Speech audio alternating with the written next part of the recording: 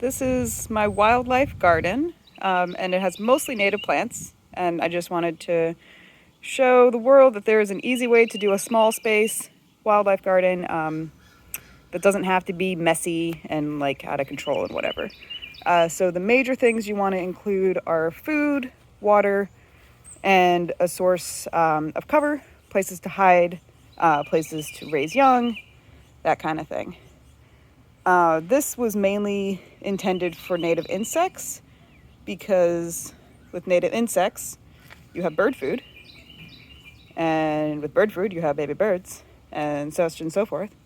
Plus, you have zillions of pollinators like this guy. That wasp that I just noticed that's gone now, that I've never seen before in my life. So every day on this mountain, Pycnanthemum muticum, I find new species that I have literally never ever seen before. I've seen crows before. Thanks, buddy. But yeah, there's just tons. This thing, if you want to plant one thing for pollinators, plant mountain mint or Pycnanthemum muticum if it's native to your area, because that's really the best thing, is to focus on plants that are native to your area, because that will encourage native insects, which encourage native birds to feed naturally, so they don't have to rely on bird feeders and basically the fast food of the bird world. So this is my food, obviously. So I've got native plants growing. We've got some milkweed, lance leaf, coreopsis I think it's called, threadleaf, something like that. I've got some echinacea just because it is very successful for insects and native pollinators, as well as the goldfinches love it. So whatever, I'm growing that. This yellow guy is a cutleaf coneflower, which is a native sunflower in my area, which is Southeast Virginia. This lantana, I sort of love and hate. I love it because the butterflies like to pollinate on it. They love to eat from it. I assume it's got a bunch of nectar and things. The bees also love it. I think you can see, I don't want to step on my zizia. I think you can see a native carpenter bee there in the middle of the frame. So everybody loves it. It's not native to this area, but everybody loves it, so I've kept it. Plus, it provides a lot of great cover. The finches, again, they love to like sit on it, and then they'll drop down to the water, and then they'll jump back up. So it gives them a good like launching spot. Plus, again, cover for raising young. I've seen the wrens in here thinking about nest building. It's just not quite sturdy enough. On the other side, I do have boneset, eupatorium.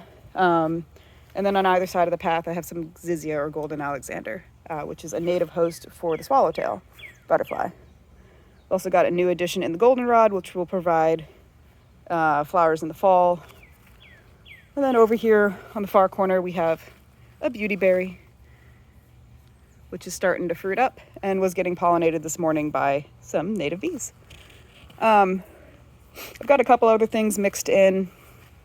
A couple sage plants that I planted for the hummingbirds, but those have long since stopped flowering for the season. The hummingbirds loved them. Salvia is the genus name for that. I'm obsessed with my mountain mint, I'm sorry. Plus it's pretty. But yeah, so I've got this lovely stepping stone path that just kind of winds around in through here. None of these guys are going to bother you while they're feeding, because I heard a explanation on a podcast recently that said bees protect their home, not their restaurant. And I have found that to be true.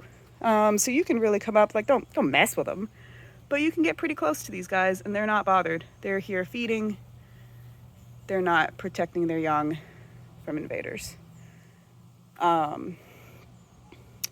So that's my food.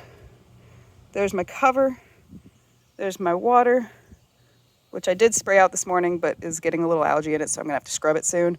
And that's important. Keep your water source clean so that the birds and the bugs don't get infections. We do also have a couple houses on the side of the shed right here for additional nesting opportunities.